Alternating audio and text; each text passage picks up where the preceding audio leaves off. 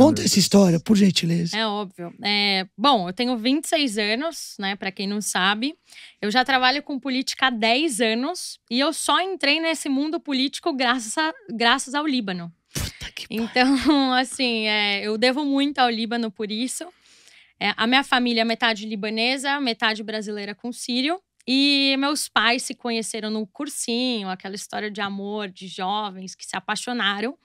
E você sabe, né, Tico, que as famílias libanesas são super tradicionais. Então, a minha avó libanesa, aquela, né, casca grossa, viveu guerra a vida inteira, não aceitava qualquer uma pro meu pai casar.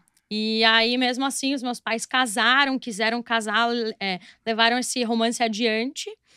E eu nasci desse romance. Meu avô escolheu o meu nome, meu avô libanês, óbvio. Escolheu Wafá, que significa prosperidade. Ó. E aí, por conta disso, minha avó não queria que eu crescesse no Brasil, porque ela não queria que eu tivesse a cultura brasileira enraizada, aquela coisa toda da família tradicional. E ela me levou para o Líbano com ela. Então, eu passei um período da minha vida no Líbano, aprendi a falar árabe, aprendi sobre costumes, aprendi sobre religião, sobre tudo. Então, eu cresci com essa cultura libanesa muito enraizada em mim. Quando eu voltei para cá, pro Brasil, era tudo muito diferente para mim. Para vocês terem ideia, na escola eu não sabia pronunciar o P e o V, porque não existe no árabe. Então, eu falava com aquele sotaque bem de árabe mesmo, bem forte. E eu sofria bullying, né, por isso.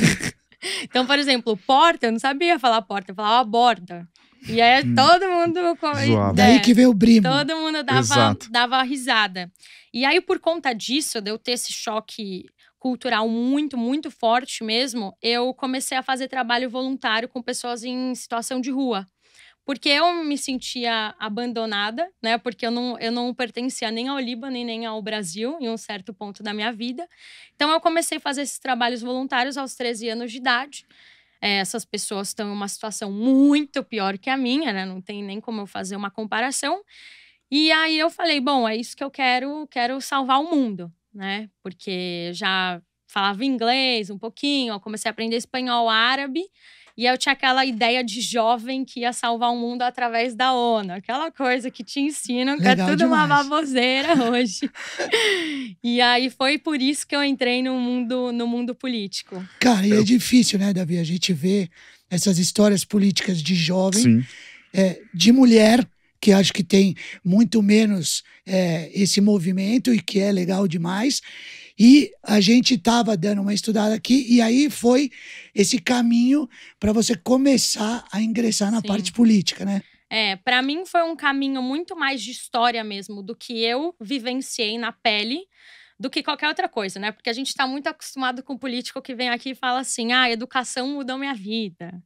Eu nasci numa família super pobre e agora quero resolver os problemas da minha comunidade e a educação que mudou e eu tô resolvendo tudo agora. E aí chega lá, a pessoa não é engajada, nem com a comunidade que ela cresceu.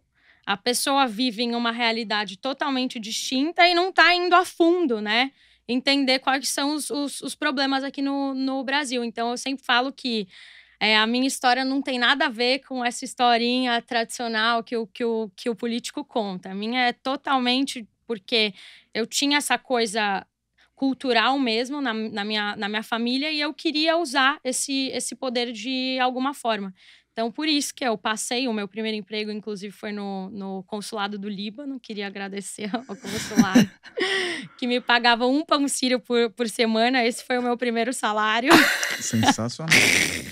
Muito Meu bom. primeiro salário foi esse, um pão sírio por semana. Depois eu passei pelo Itamaraty, fui trabalhar no escritório de apresentação do Itamaraty aqui Você em fez São Paulo. relações internacionais, né? Relações internacionais, E aí, depois fui para a Prefeitura de São Paulo, depois governo do estado, nas gestões do Dória, né? Acelera.